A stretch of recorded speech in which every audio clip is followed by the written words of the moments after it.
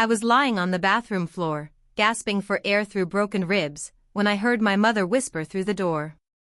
"Keep quiet. You'll ruin his future." That was the moment I realized I didn't have a family. I had witnesses. People who saw everything and chose to look away. My name is Rachel Moore. I was the quiet one. The good girl. The helper. I thought if I was kind enough, invisible enough, useful enough, maybe I'd finally be loved. But in my house, love was conditional. And silence was survival. This isn't just a story about abuse. It's about the cost of loyalty in a home that demanded my silence, and the courage it took to break free from it. If you've ever felt erased by the people who were supposed to protect you, if you've ever chosen peace over truth just to survive, this story is for you. Welcome to ErasedMe, where voices long buried rise to speak. If this resonates with you, please subscribe, share your thoughts in the comments, and help us build a space where no one has to suffer in silence again. I was curled up on the cold bathroom tiles, every breath like fire in my ribs, when I heard my mother's voice through the thin door. "Keep quiet," she whispered urgently. "You'll ruin his future." Her words didn't land like concern. They landed like a verdict. A sentence. That was the night I realized I wasn't a daughter, I was a liability.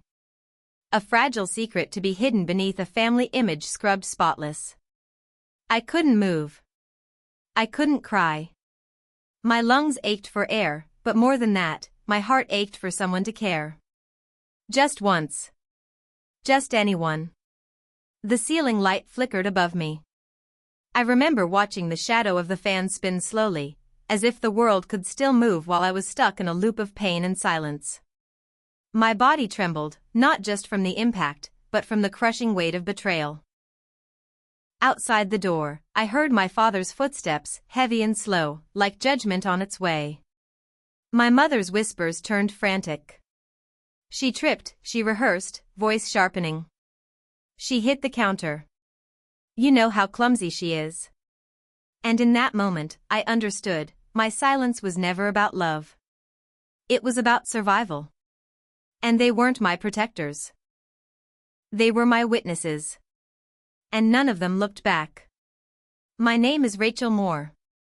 I'm 27 years old and I live in Indianapolis, Indiana, where I teach second grade at a public elementary school. On paper, my life looks ordinary. Predictable. Safe. But for as long as I can remember, I've lived in the background of my own story. In my family, I was the quiet one. The good girl. The helper. The peacemaker. I did the dishes without being asked. I kept my grades up. I never talked back, even when it hurt. I thought if I followed all the rules, if I stayed invisible enough, small enough, useful enough, someone might finally notice me. Love me. See me. But the truth is, in our house, goodness didn't matter. Only Zach did. My younger brother. The golden child. The storm we all adjusted our lives around. While he basked in praise, I learned how to disappear. While he slammed doors, I learned how to tiptoe through silence. While he was celebrated, I was tolerated. Every smile I forced. Every compliment I gave. Every bruise I covered. It was all in the name of peace. But peace built on fear isn't peace at all. It's a cage with no lock. And no one ever noticed I was inside it. Zach was 24, tall, athletic, handsome in a way that made people forgive things they shouldn't. He was the star. The one with a future. A promising baseball player with a fast pitch and a temper just as quick. My parents, Deborah and Martin, didn't just love him. They worshipped him. The living room was a shrine to his glory, trophies lined every shelf, medals dangled from picture frames. Photos of me used to be there too, back when I was their only child. But once Zach grew into the role of golden boy, mine were slowly replaced, first by his little league certificates, then his varsity jacket, then nothing of mine at all. When I moved back into their home after my lease ended, I told myself it was temporary. A chance to save money for a down payment. But deep down, I was still hoping, naively, that I could finally find the home I had longed for. That maybe, just maybe, we could rebuild something real. Instead, I returned to a house where my presence was tolerated, not welcomed. Where Zach's protein shakes filled the fridge, and I ate leftover pasta from the night before. Where my father spoke of game stats at dinner, and my mother ironed his jerseys like sacred garments. I wasn't a daughter. I was a maid with a fading name tag. And Zach? Zach was the son. We were all expected to orbit around him, or burn. I saw it all. The cracks in Zach's walls, both literal and emotional. There were dents in the drywall he claimed came from a stray baseball. But I knew better. No ball left a fist-shaped mark. His moods could shift a room from laughter to dread in seconds. 1 minute, he was charming. The next, cold thunder beneath a thin surface. His girlfriend used to come by, sweet and soft-spoken. I saw the way her eyes darted to his hands when he raised his voice. I saw how she stopped wearing bright lipstick. How her laugh grew quieter. And then one day, she stopped coming altogether. No one asked why. My parents dismissed every concern like a broken record. He's under pressure. The scouts are watching. He just needs support. But I knew the truth. Support meant pretending nothing was wrong. It meant cleaning up after his tantrums, hiding the shattered mug like it broke by accident, covering the bruises on my arm with long sleeves. In our house, silence wasn't just expected, it was enforced. Speaking up wasn't just discouraged. It was betrayal. So I stayed quiet. I told myself I was being loyal. But deep down, a voice, tiny and trembling, kept whispering that this silence was slowly killing me. And one day, it wouldn't just be dents in the walls. It would be me. It was a Saturday evening, the air thick with tension before he even walked in. Zach had just lost one of his most important games, his last shot before the draft. I knew the moment I heard the car door slam outside that things were going to go wrong. He came into the house like a storm breaking loose. His gym bag hit the floor with a dull thud, the fridge opened and closed with a slam, and the sour scent of sweat and beer lingered behind him like a cloud. I stayed quiet, wiping down the kitchen counters, praying to be invisible. "What are you looking at?" he snapped, his voice sharp and slurred. "Nothing, Zach." "Just cleaning up," I replied, my tone careful, rehearsed, like stepping around a sleeping dog with a short leash. He cracked open a beer. "This whole season is a joke. My coach is a moron." I tried, like always, to offer a small comfort. "It's just one game," I said softly, even forcing a half smile. "You'll bounce back. It's not the end of the world." That was the match. His face turned. The silence before he moved was louder than a scream. "What did you say?" he growled, low and dangerous. Before I could answer, he grabbed me by the front of my shirt and slammed me into the granite counter. The breath left my lungs. Pain exploded in my ribs. My vision went white around the edges. Then came the kick. I remember the sound more than the feeling, a sickening, deep crack that echoed off the kitchen walls. And then, nothing. When I came to, the floor was ice beneath me. Every breath sent a jolt of fire through my chest. My ears rang. My hands shook. I didn't know how long I had been out, minutes? Hours? It didn't matter. The world had narrowed to pain. My mother was kneeling beside me, but not with concern. Her eyes weren't on my face, they were on the hallway, listening for my father's footsteps. "Rachel," she hissed, "your father is coming. Get up. Now." "I can't," I whispered. "I can't breathe." She finally looked at me. But there was no love, no worry. Only fear. And not for me. "You tripped," she said coldly. "You fell." That's what happened. Do you hear me? I didn't answer, but it didn't matter. The script had been written. My part was already assigned. She helped me crawl to the downstairs bathroom, locked the door behind me, and whispered one last line before disappearing down the hall. Don't ruin this for him. As I lay there, clutching my side, gasping through tears, I realized something brutal. My pain was an inconvenience. My body, broken and bruised, wasn't a tragedy to them. It was a threat. And I was expected to erase it. The next morning, I couldn't stand up straight. My breath came in short, shallow gasps, like my lungs were wrapped in barbed wire. My father stood in the doorway, stone-faced, keys in hand. Get in the car, he said. Urgent care. He didn't ask if I was okay. He didn't look me in the eye. Just drove in silence, eyes locked on the road. You fell down the stairs, he said flatly, like it was fact, not fiction. That's what you'll tell them. Your mother's a wreck. Zach's worried sick. Don't make things worse. I nodded. Not because I believed him. Because it was easier. At the clinic, the fluorescent lights made everything feel harsher. The nurse took my vitals, then asked what happened. I fell, I murmured. The words tasted like bleach. Then the doctor walked in. Her name tag read Dr. Melissa Trent. She had soft eyes, the kind that scanned past surface wounds. She pressed lightly on my side, and I flinched hard. A sharp cry escaped before I could stop it. Her voice lowered. Rachel, she said gently. This doesn't look like a fall. Did someone do this to you?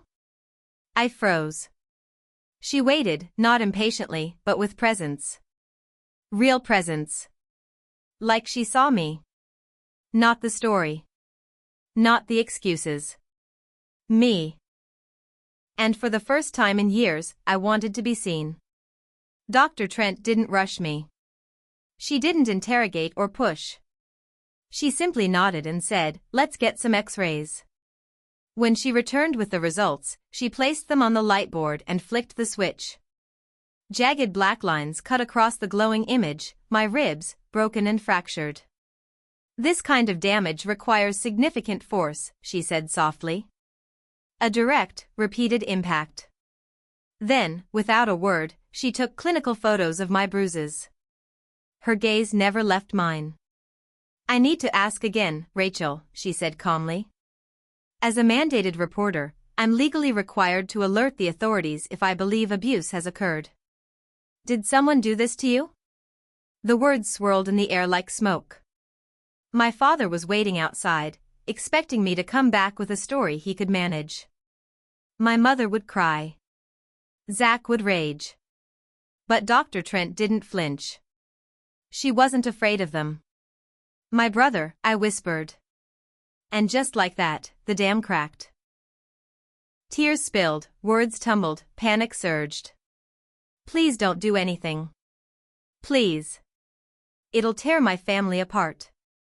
Her voice was kind, but resolute. Rachel, he broke your ribs. What about your life? And with that, she made the call. To Child Protective Services. To law enforcement. To a world that finally heard me, because she believed me. By the time my father drove me home, everything had changed. A police cruiser was parked in our driveway. Its flashing lights were off, but its presence screamed louder than any siren. Zach had been brought in for questioning. The front door stood ajar, like the house itself was holding its breath. I stepped inside, and the fury hit me like a wave. My mother's face twisted in rage. What did you do? She shrieked, rushing toward me like a storm. My father grabbed my arm, his grip bruising. I told you to keep your mouth shut, he hissed. You just destroyed your brother's life. I looked into his eyes, searching, begging, for even a flicker of concern. For the bruises. For the truth. But there was nothing. Just cold blame. I didn't respond. While they shouted and flailed and blamed, I walked past them like a ghost stepping through fire. Up the stairs. Into the bedroom I had never really unpacked. I pulled out the suitcase I had never fully emptied. And I began to fold my life, one piece at a time, into that bag. No plan. No destination. Just one undeniable truth burning inside me. I couldn't stay. Because I wasn't leaving a family. I was finally escaping one. The first few weeks were a blur, equal parts fear, freedom, and numbness. I didn't eat much. I didn't sleep. I kept the lights on at night and locked every door twice. But I was safe. Dr. Trent connected me with a local women's shelter. They didn't have a bed available, but they helped me secure a subsidized apartment on the edge of town. It was tiny, one room, thin walls, second-hand everything. But it was mine. It was the first place I had ever lived where I didn't have to walk on eggshells. The first thing I did was file a restraining order against Zach.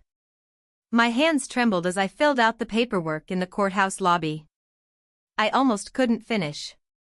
But a voice inside me, a small, steady thing I hadn't heard in years, kept saying, "Do it. Protect yourself." Then came the texts. The voicemails. Tearful messages from my mother, warning me I was breaking the family. Cold threats from my father, claiming he'd cut me off, though he never really gave me anything to begin with. Apologies from Zach that read too perfectly, like someone else had written them. I blocked every number. That, too, was a kind of freedom.